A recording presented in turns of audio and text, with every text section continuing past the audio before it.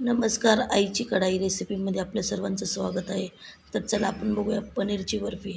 सर्वात आधी पनीर कढईमध्ये मॅश करून घ्यायचे. गॅस बंदच ठेवायचा आहे व ते किसलेला पनीर व त्याच्यामध्ये मिल्क पावडर टाकून पहिल्यांदा सर्व एकजीव करून घ्यायचं आहे. या स्टेजला गॅस बंदच ठेवायचा आहे व 5 मिनिटांनी गॅस चालू करून एकजीव करायचं मिश्रण. ही बर्फी खूप ट्रेंडिंगला चाललेली आहे, त्यामुळे आपण म्हटलं बघा चला आपण पण करू. त्यामध्ये थोडीशी साखर घालायची आहे. साखर तुमच्या चवीनुसार तुम्ही टाकू शकता व साखर, मिल्क पावडर आणि सगळं एकजीव करून घ्यायचे व त्यामध्ये थोडंसं दूध टाकायचं आहे.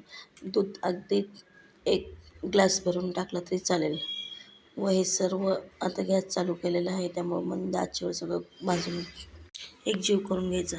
तुम्ही पाहू शकता प्लेटीला थोडंसं तूप टाकलेलं आहे.